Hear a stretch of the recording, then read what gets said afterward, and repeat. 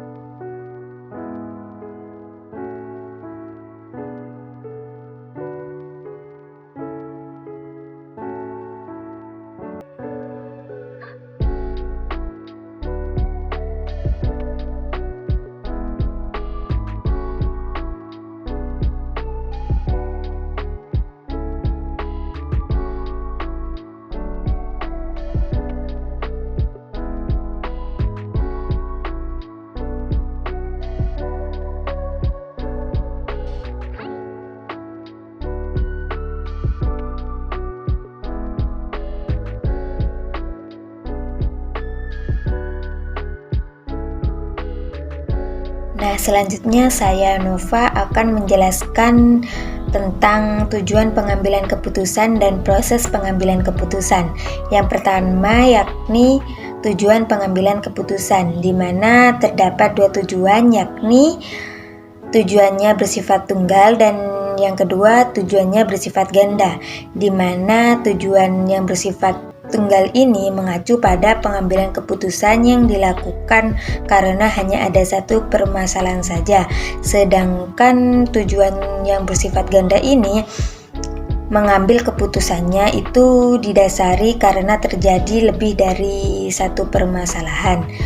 Nah, untuk selanjutnya yaitu proses pengambilan keputusan, di mana proses ini terdapat 6 proses, yakni yang pertama mengidentifikasi masalah dalam keputusan yang perlu diambil, yang kedua mengumpulkan data yang relevan, yang ketiga mencari solusi alternatif, yang keempat mengidentifikasi kelebihan dan kekurangannya, yang kelima mengambil keputusan dari sejumlah alternatif, dan yang keenam mengambil tindakan dan memantau progres pengaruhnya. Jenis-jenis pengambilan keputusan dibedakan menjadi 3 macam, yaitu yang pertama, keputusan terstruktur. Keputusan terstruktur mengacu pada permasalahan rutin dan berulang untuk solusi standar yang ada. Keputusan terstruktur ini bersifat ulang-ulang, rutin, dan dipahami dengan baik, sehingga bisa didelegasikan pada pegawai atau karyawan di tingkat yang lebih rendah. Contoh, keputusan untuk memberikan kredit ke pelanggan lama. Yang kedua, keputusan tidak terstruktur. Keputusan tidak terstruktur biasanya berkaitan dengan persoalan yang cukup pelik atau aneh, karena banyak orang yang tidak diketahui atau belum diketahui. Oleh karena itu, untuk mengambil keputusan ini biasanya intuisi serta pengalaman seorang pelaku organisasi akan sangat membantu. Yang ketiga, keputusan semi terstruktur. Keputusan semi terstruktur ditandai dengan peraturan-peraturan yang tidak lengkap untuk mengambil keputusan dan adanya kebutuhan untuk membuat penilaian serta pertimbangan subjektif sebagai pelengkap analisis data yang normal. Contohnya, menetapkan anggaran pemasaran untuk suatu produk baru.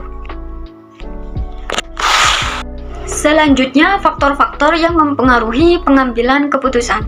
Di sini dibagi menjadi 2, yaitu faktor internal dan faktor eksternal. Secara faktor internal sendiri ada kepribadian dan pengalaman. Kepribadian atau karakter seseorang dalam pengambilan suatu keputusan sangat mempengaruhi, di mana sifat manusia sangat beragam. Ada yang tergesa-gesa dan ada juga yang berhati-hati dalam menetapkan suatu pilihan, sehingga kepribadian di sini juga sangat berpengaruh terhadap pengambilan sebuah keputusan. Pengalaman. Penilaian yang diambil didasarkan pada latar belakang pengalaman, faktor keluarga, dan sebagainya. Ini mempengaruhi seseorang dalam cara berpikir, kemudian cara menilai sesuatu berdasarkan pengalaman dan pemikiran baru. Secara faktor eksternal sendiri ada kedudukan, masalah, situasi dan kondisi, dan juga waktu. Di kedudukan atau jabatan yang dimiliki oleh seseorang bisa dilihat dari pangkatnya, apakah sebagai pemimpin atau bawahan, sehingga bisa ditentukan pantas atau tidaknya dalam mengambil suatu keputusan.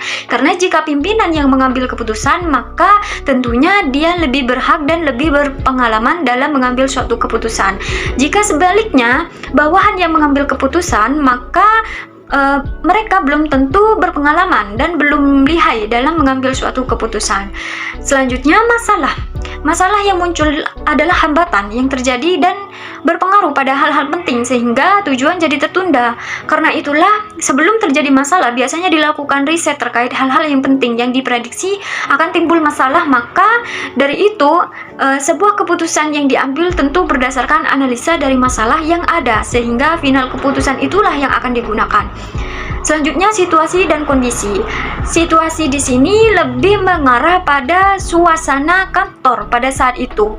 Bagaimana kondisi perusahaan dan faktor lainnya.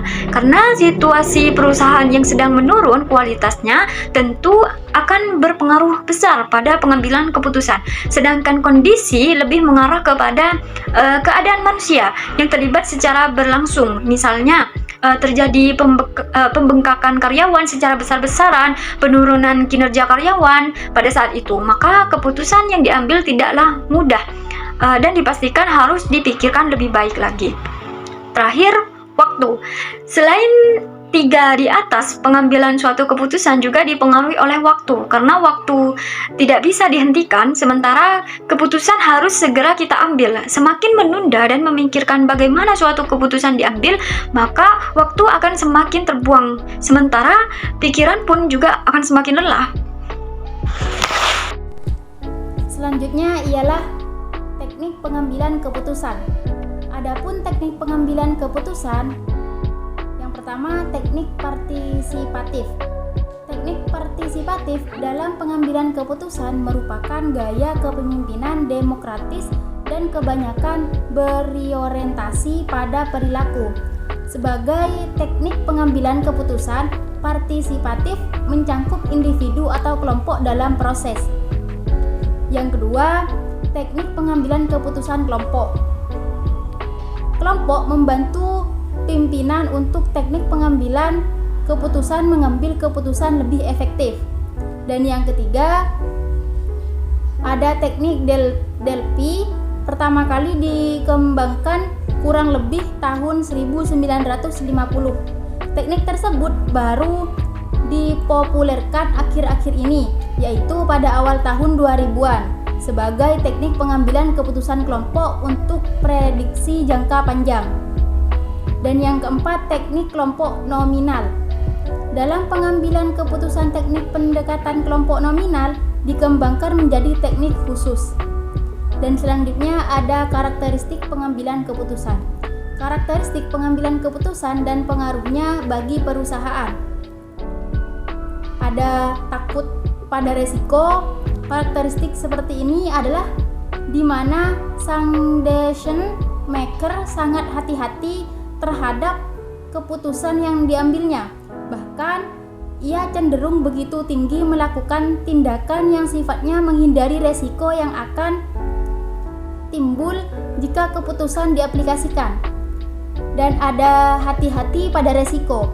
Karakteristik seperti ini adalah di mana sang decision maker sangat hati-hati atau begitu menghitung terhadap segala dampak yang akan terjadi jika keputusan tersebut dilakukan. Namun mereka yang menganut karakteristik seperti ini dengan kecenderungan hati-hati yang begitu tinggi, maka biasanya setelah keputusan tersebut diambil, ia akan mengubahnya begitu saja.